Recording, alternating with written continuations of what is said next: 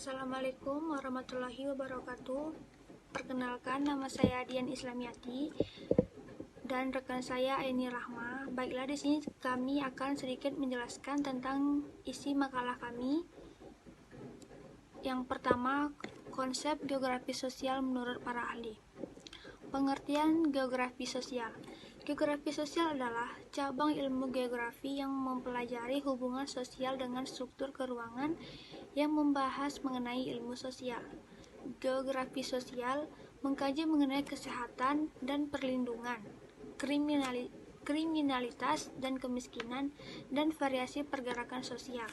Secara umum, geografi sosial ialah ilmu yang menjelaskan tentang interaksi antara manusia dengan lingkungan sekitarnya. Lingkungan sekitarnya ialah manusia lain ataupun kelompok manusia yang berada di sekelilingnya. Artinya ialah manusia yang dalam memenuhi kebutuhan hidupnya, baik itu kebutuhan primer ataupun kebutuhan sekunder, pasti akan memanfaatkan lingkungan sekitarnya. Geografi sosial merupakan kajian dalam geografi manusia yang menjelaskan mengenai interaksi antara manusia dengan lingkungan sosialnya, yaitu manusia lainnya maupun kelompok manusia yang ada di sekitarnya.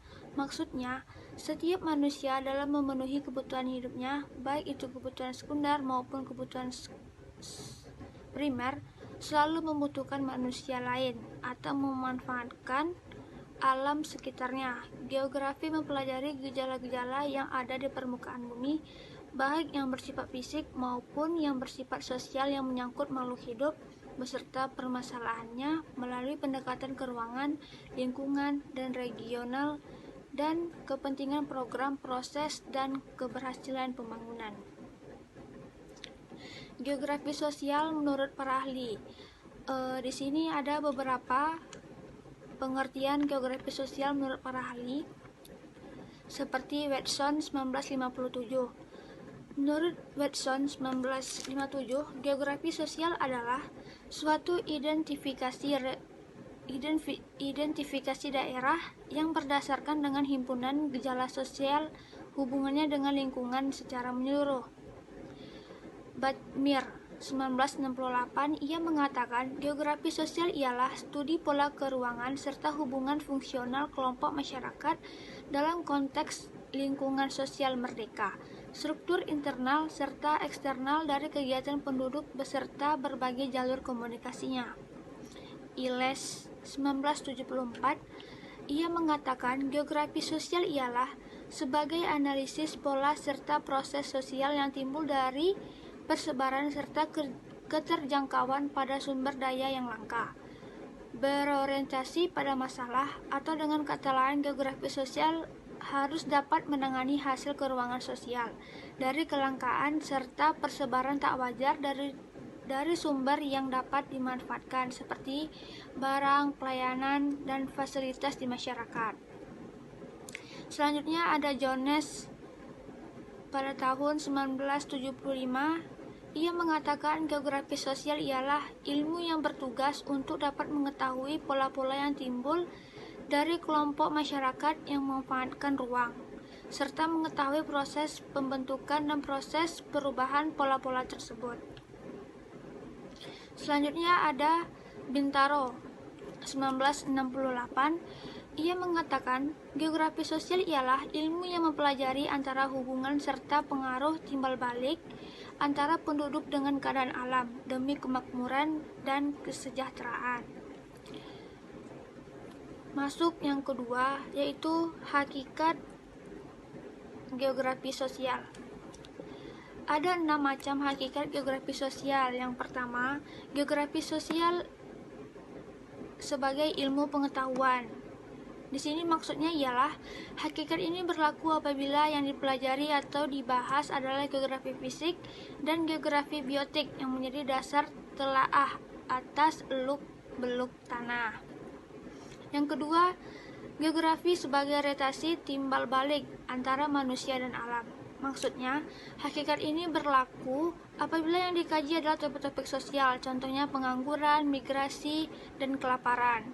Yang ketiga, geografi sosial sebagai ekologi manusia. Maksudnya ialah Di dalam hakikat ini, yang dipelajari atau yang dibahas adalah adaptasi manusia terhadap lingkungan hidupnya. Yang keempat, geografi sosial sebagai telaah bentang alam. Maksudnya, di dalam hakikat ini, geografi membahas tentang geomorfologi permukaan bumi sehingga dapat diketahui adanya persamaan dan perbedaan bentuk-bentuknya. Yang kelima, geografi sosial sebagai telaah tentang sebaran gejala alam dan sosial.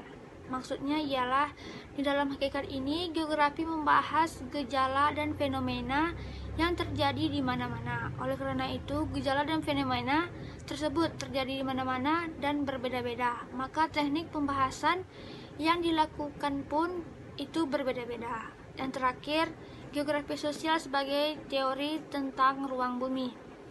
Maksudnya di sini ialah, di dalam hakikat ini yang dibahas adalah kemampuan adaptasi manusia di dalam perilaku sesuai dengan ruang keberadaannya. Baiklah, saya akan menyambung materi dari rekan saya, yaitu Dian Islamiati, yaitu poin 3 tentang kedudukan geografi sosial pada kajian geografi. Pada akhir abad ke-19, geografi berhasil mengkonstruksikan diri sebagai disiplin baru, terutama di universitas-universitas di Jerman, sehingga geografi membentuk dan mengilhami perkembangan di tempat-tempat lain. Walaupun perhatian geografi adalah apa yang menjadi perhatian ilmu sosial, tetapi menolak kategorisasi.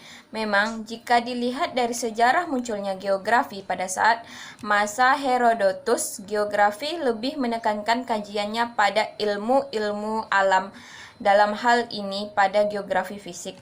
Namun, pada akhir ke-19, dengan realitas sosial yang ada, kajian geografi menjadi semakin terpisah-pisah dengan pembagian kerja yang jelas sehingga banyak yang memandang geografi tampak anakronitas dengan kecenderungan-kecenderungan yang generalis, sintesis, dan non-analitis.